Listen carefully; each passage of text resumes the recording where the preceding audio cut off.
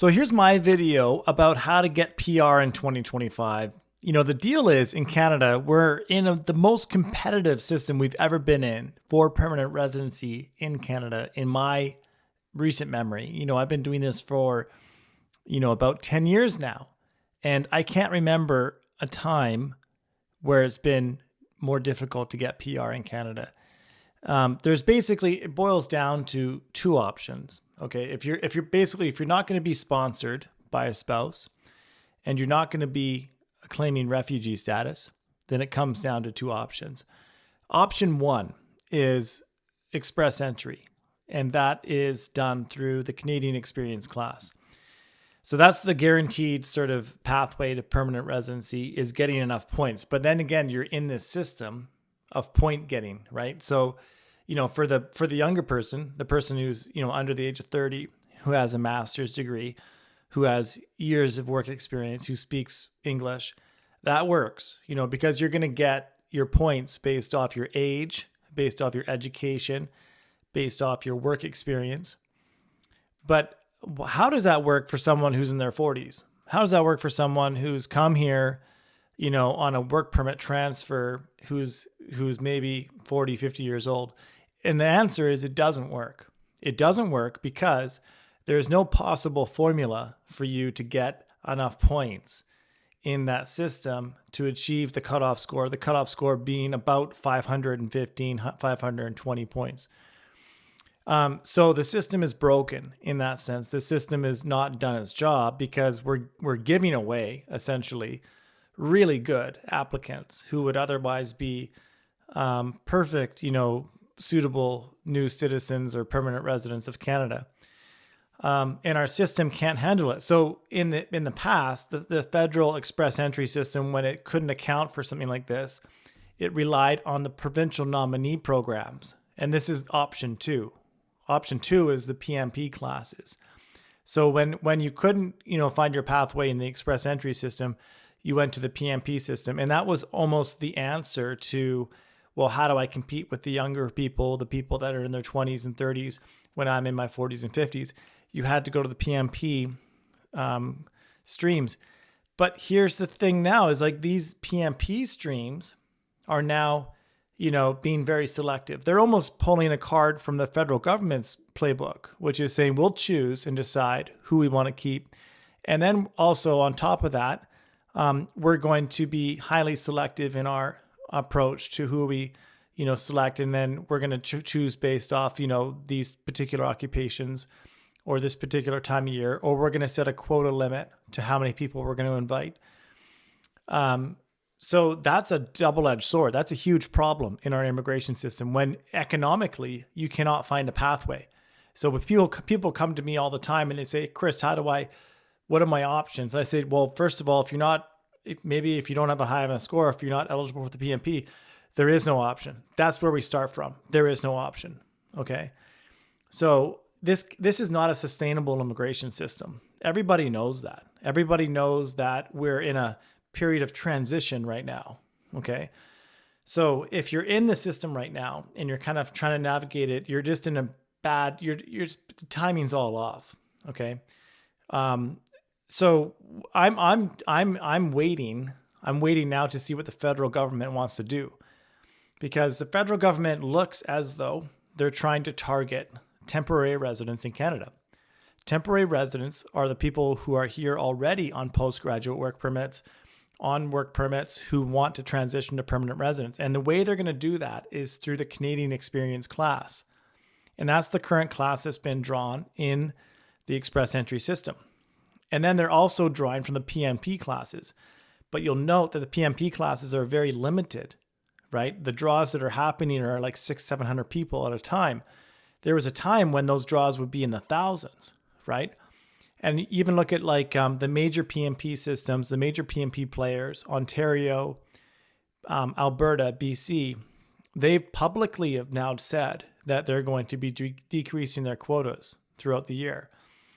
So, I mean, this is now like you can't have it both ways, right? You can't say that we're going to shut the door on the federal system and then leave it up to the provinces to make up for the rest. And then meanwhile, the provinces are going to shut the door on their PMP systems as well. It is a huge injustice to the temporary residents that have dedicated their lives basically to be here and to find pathways to permanent residency that are now closed. They're now closed and we can't supply options for them. In a lot of cases, it's about buying time, right? It's about finding, 2 or 3 years on a work permit so that you can be part of the new evolution of our immigration system. We're kind of like in a stage of hibernation, right? Where we're kind of regrouping and we're thinking about, all the other issues that are going on in Canada, not realizing that we need to take advantage of all the temporary residents that are in Canada right now. But I mean, you hear the language that's being displayed by the federal government, by Mark Miller, by the Conservative Party, by the Liberal Party. They're telling us straight up that not everyone will be able to stay in Canada. They're saying that. So what they're trying to say is basically, we're going to continue to be very selective on who we select for permanent residency based on the system that we already have, which is the express entry system. And if you make it, you make it. If you don't, you don't. Okay. So I want to talk more about what happens if you don't, right? What happens if you don't have the 521 points that you need for express entry? What happens if you don't have a pathway in the PMP systems, which the majority of people won't and don't, right? The BC PMP has not drawn since December, and the cutoff score was 141 points. Do you know that in order to have that profile, you have to have 5 years experience in the job that's being offered. Your salary has to be over $120,000 a year. You have to have a master's degree, and you have to work outside of Vancouver. I mean, how many people would qualify for that in the BC PMP, right? They drew 6 people last time they drew. So, this is where we're at. The PMPs are basically broken. They're shut down. The federal express entry system is now, just drawing from the CEC class, and the scores are going to be remaining above 500 for the foreseeable future. So what happens, where do we have to go? What do I have to tell people that are in Canada and what their options are and how to proceed in this new immigration system as we're hibernating, we're transforming ourselves into a new system, okay? And the secret is buying time. It's buying time. So if you're on a work permit, your goal is to find a way to extend your work permit, right? And I know that people talk about LMIAs as a bad thing. They say, it's expensive, it's complex. No, LMIAs are a great thing. They're an awesome thing, right? Because what they do is they connect you with a job, and then that job allows you to get a work permit, right? And as we kind of give away our temporary residence, as people don't find pathways to PR, they have to leave Canada, the employers are going to be hit the worst. The employers are going to be hit with labor shortages, and they're going to want to keep people that they want to keep. So what would be a better way to do that than to offer an LMIA, right? And this is where, by the way, the LMIA is always the employer's application to make, right? It's not your application as a work permit holder. You're not the one making the application for the LMIA, just so you know. You don't pay for it. You don't sign your name on the dotted line. You don't do anything. The employer does it all. So whenever someone comes to you, whenever a consultant that's trying to scam you, these ghost consultants that exist all over the place, and they say, oh, I'll give you a job offer. You have to pay me a bunch of money. I'll give you the LMIA. It's absolute BS. And they're scamming you. It's illegal, and the government is onto it, and you're going to get cracked down, and you're going to leave Canada, as well as the employer is going to be banned. So when you're in the topic of LMIAs, please let your employer handle it, okay? If the employer wants you, they'll take you. That's it. If they don't want you, time to find a new employer, all right? So it's about buying time. It's about finding a way to extend your stay in Canada to accumulate more work, right? To get at least a little bit more points on the express entry system. But let's warp down the line. Let's say that you're not even, close to being 500 points. You're at 430, right? So another year in Canada, you'd be 450. Well, then what? You're still under the mark. So you're after the PMP, okay? So again, the pressure is going to build up. The pressure is going to build up so much so that the provinces will then see their PMP systems as perfect opportunities to bring in the skilled labor that they want to bring in. And here's the other thing is that people don't realize once they accumulate that 1 year of skilled work in Canada, right, that qualifies them for the CEC class, the Canadian Experience class in the Express Entry system. So now you're part of that class, right? You can leave Canada. You don't have to be in Canada to remain part of the CEC class. In fact, those points that you get in your profile stay with you for 3 years minimum, because basically to be part of the CEC draw, you have to have worked 1 year in Canada for the last 3 years. So let's say you're in the pool of Express Entry, your score's at 500, and people contact me all the time on a daily basis. They're contacting me saying, hey, well, what do I do at 500 points? And I say, it's actually a pretty good score. I say, just wait. Even if you go back to your home country, keep your profile active. You still will get the chance to apply, even from your home country. So when we're drawing right now, we had the last draw for CEC class a couple of weeks ago at 521 points.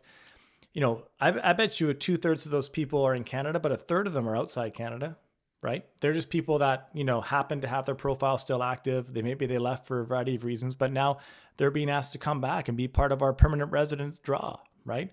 What could be better? So don't confuse your residence in Canada to your connection to your PR pathway. They're two separate things, and they don't have to be connected. They can be, but they don't have to be, right? The second thing I want to say about, what can you do to prepare yourself in this new system? Assess yourself in the Express Entry system. If you haven't already done so, you need to know what your CRS score is, right? Even without entering Express Entry, you can calculate your CRS score. Some people maybe don't have their language test done. They don't have their education credential done. They don't know, what work they can prove or what they can't prove.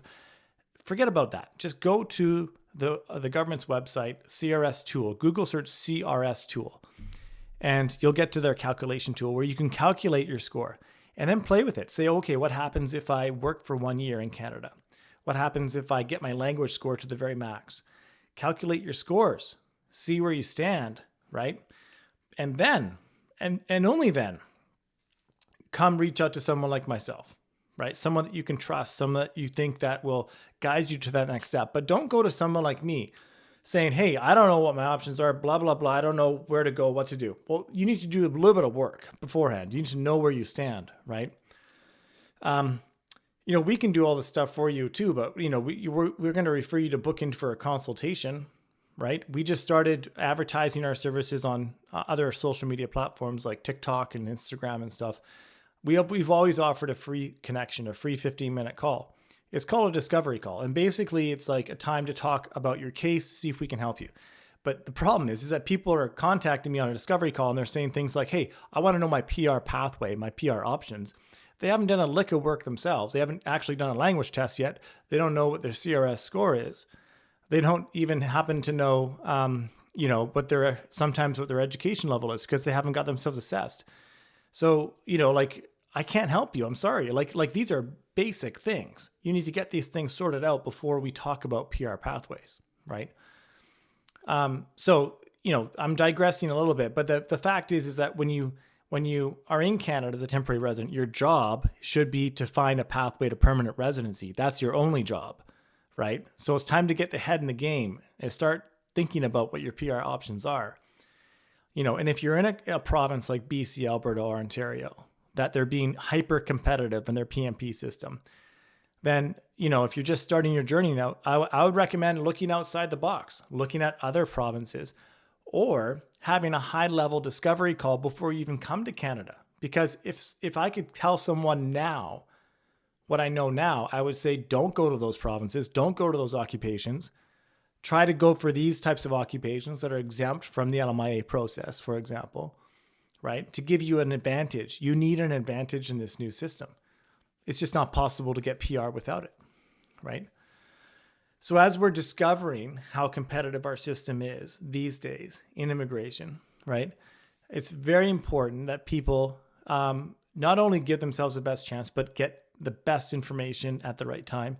So that's why I'm doing these types of videos, because ultimately I want to create a reservoir of information that people can go to and a voice that they can trust.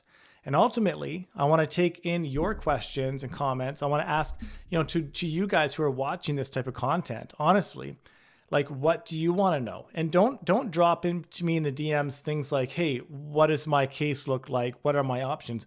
Like, I don't even know you, right? I don't even know what your case is about. So how can I give you your options? What I want to know is, what kind of questions do you want me to talk about? What are the things that you want me to discuss on this program that would help you in deciding, what your options are?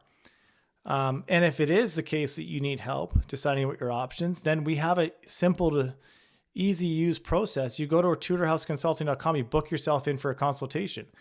You choose a discovery call. That's what you're going to get. You're going to get a discovery call, which is 15 minutes. And we're going to stop, just scratching the surface. If you want PR options, book in for a consultation, the full hour. I guarantee you're going to get a huge amount of value from it. Here's the thing too, is like, we're kind of like done with trying to market, honesty. Honesty is what we do. Honesty is what we do because that's the only way you can stay in business when you're in the immigration consulting sector. Otherwise, if you start scamming people and telling them things that aren't true or giving them false hope, eventually people are not going to trust you. And then you lose clients and you lose your reputation.